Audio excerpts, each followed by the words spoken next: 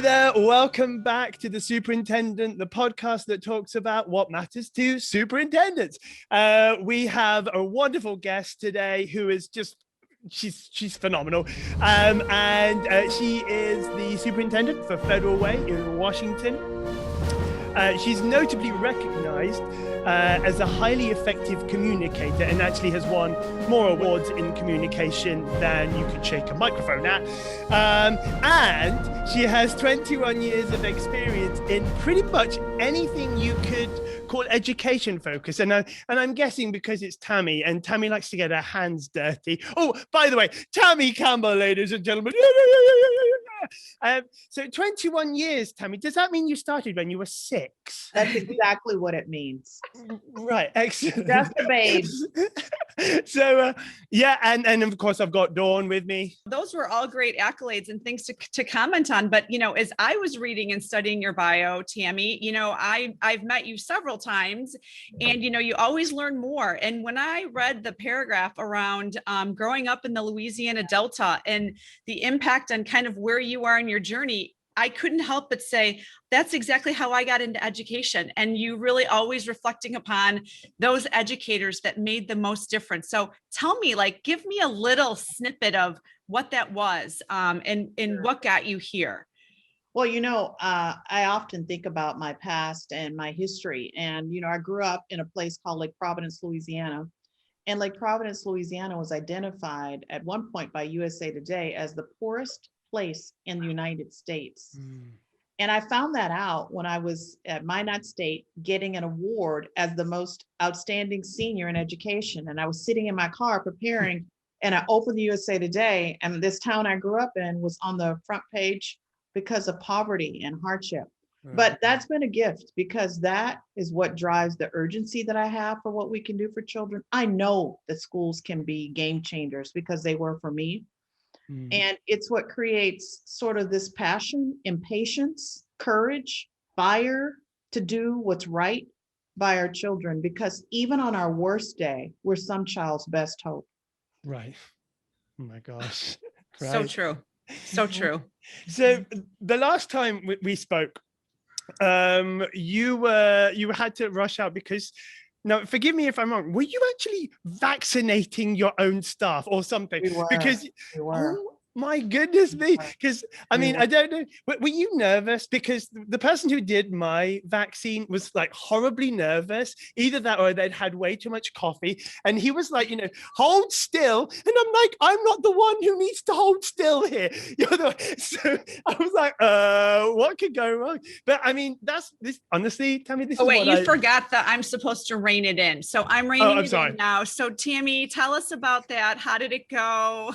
Yeah. Is everyone vaccinated? Where are we? We're getting close, Dawn. We're getting close. So when you talk to me, we were making arrangements for to have a clinic come and do vaccines in our schools, basically to have our staff so they wouldn't have to go out and try to find them. And I'd found a partner who wanted to do this. We have been on the phone with him for the last 2 days to 2 or 3 o'clock in the morning, working out the logistics, because what we were seeing is that a lot of educators, especially in predominantly King County, that's Black and brown, they were not getting vaccinated at the rates as some other places.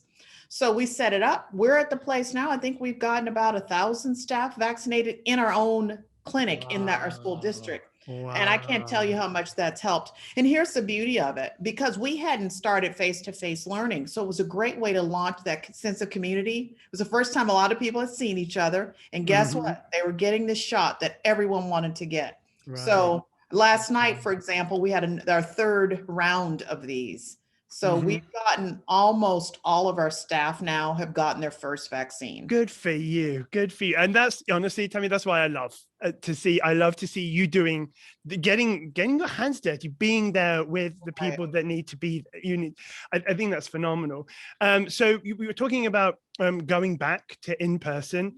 Can you tell us some of the practical things that you're doing to help set up your district, to help set up your staff? What are things you're thinking about at the moment? Well, I will say Washington State has probably lagged behind coming back in some of because I have colleagues that I have talked to, and they have been been back for a while, but our infection rates were really high in Federal Way public schools and in the region. So that slowed it down a bit. But also when you're talking about a large district coming back, you don't just want to say, come back without structure is not necessarily effective either. Right. We had probably, I would say, one of the most robust remote learning models. We had very high rates of attendance, like 95% of our scholars were attending daily because we kept track of that. It was basically structured time where it's, teachers were with students teaching, using innovative practices. For the first time, we're at one-to-one because we really worked to get donations in. So every home had a laptop. We got Wi-Fi hotspots. So that remote was really rigorous. And we built it on our standards-based curriculum. It wasn't like just sort of downtime. It was built on the curriculum that we would use if we were in face-to-face. That's amazing. And so to transition though, from remote to face-to-face is kind of tricky because what does that actually look like? So we pulled together a committee. We created real clear guidebooks on what the day is going to look like by the minute. Teachers came to some agreement about what is ELA going to look like? What is math going to look like? How do we build in social emotional learning time? So lots of structure. Then we build tools and we create parent guides so the parents know what to expect. We had parents on the committee putting a lot of work so that when we make the shift, it's high quality. And I think that's something that's a hallmark of the culture in Federal Way. We want things to be high quality, not just sort of throwing things out there. So when does this get to happen? When does that shift get to happen? Yesterday was the first day for pre-K 1, and over the next few weeks, all of our elementary scholars will be back. And so we're excited about that. I'm actually, as soon as I'm done here, I was out in schools yesterday. I'll be going out to 4 or 5 schools this afternoon. So that's another one, a phrase that you've coined is scholars. Which fascinates me. So tell me why and the impact that you see that's had that you've changed from students to scholars. Because words matter, Dawn. And I believe you have to speak the greatness into being. And the word scholars denotes a person who's learning, who's focused on learning, and whether they're kindergarten all the way up to preschool or to seniors, they're scholars. When I first became superintendent, that was one of the most important components of modeling and the symbolism of that. And I had some pushback, frankly, from some members of the community who said, why would you call them scholars? Only they haven't earned it. I said, because if we start talking about it that way, they will show us. So what I did, I had some of our students make a video to say, can you tell people why you think that we're calling you scholars? And they did it. They nailed it. And we put that video up on our website everywhere so that we would have student voice about why we're calling them scholars, right? Yeah. But more importantly, I think it's about high expectations. And that name is stuck. So now when you go to a city meeting or state of the city, the mayor is calling our students scholars. Everyone does. Right, It's routinized. It's a part of our culture. Yeah. That's amazing. And I will tell you, I know that the National Commission with AASA is working on, some work for 2025, and Bill Daggett, a lot of Bill Daggett's work is we'll let you say you get the credit because you came out with it first, but he really does want to change that name from students, to more like scholar because of exactly what you're saying. So that's tremendous, Tammy. That's awesome. And it's a way for somebody to identify themselves. It's that lifelong love of learning that, I'm a scholar. This means that I am always learning, and you're absolutely right, because, that's what kids need to hear, that, that they are supposed to be never stop learning. They are always supposed to keep learning. And so I love it. I think it's fantastic. Andrew and Dawn, I'll tell you, one of the biggest challenges, I believe, in terms of equity is the soft bigotry of low expectations. And we can't bend to that. We have to speak their greatness into being. And I think that name is a direct assault on low expectations. That's how aggressive I am in that. Even our tagline, every scholar's voice is heard. I mean, this notion of scholar is ubiquitous throughout our system.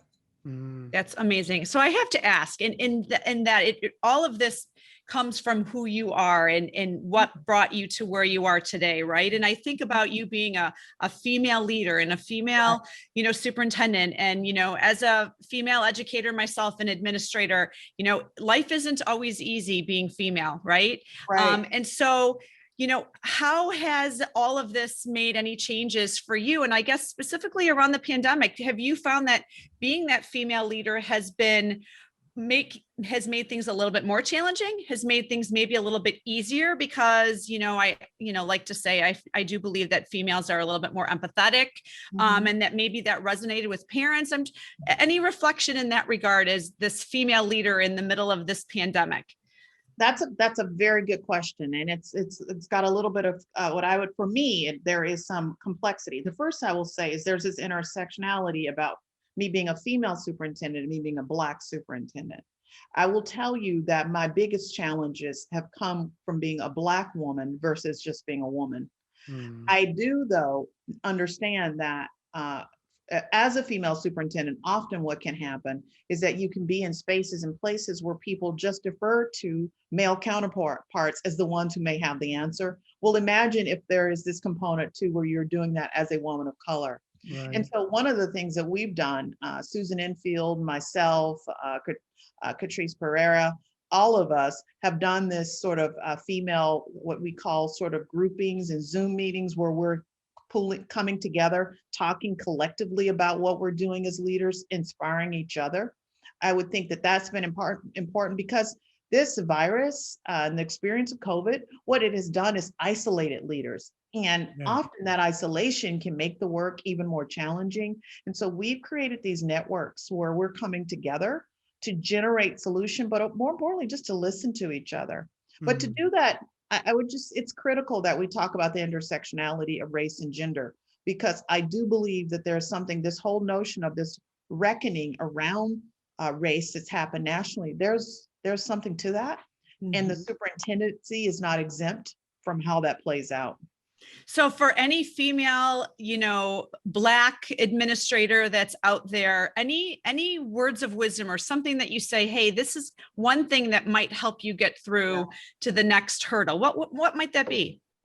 The most important thing is to know yourself, so that when it rocks and the wind blows, I go inside.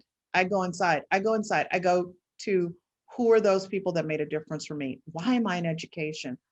Your roots have to be deep so that when the tree swings, it stays right where it is. I tell people, know who you are, do you.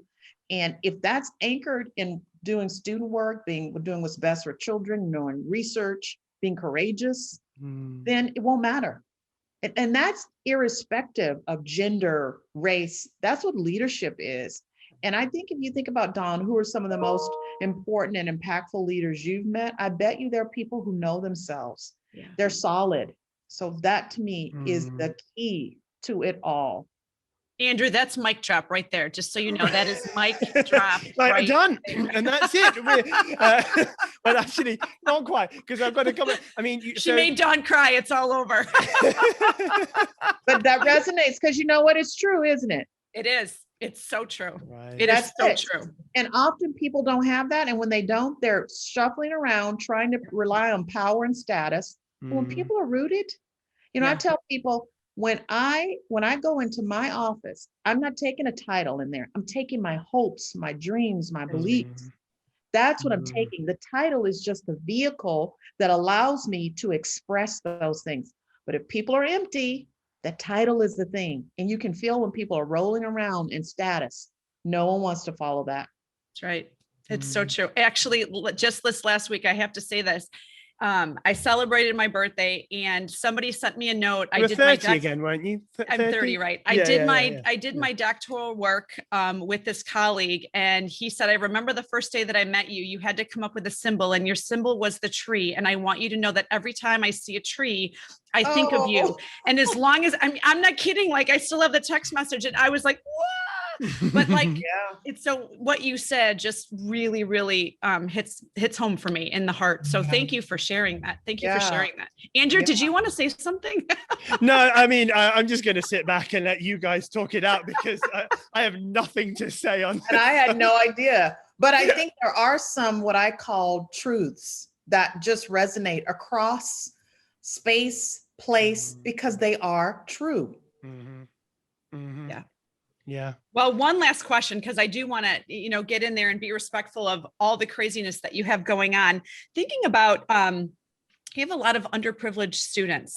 What is your plan for them and to work to help, close any gaps that might be there, from an academic to a social emotional to, dealing with their trauma, because all kids have had that. But I know in particular, you are one that I'm sure that is a big focus for you. So I'm just curious to hear what you have to say about that.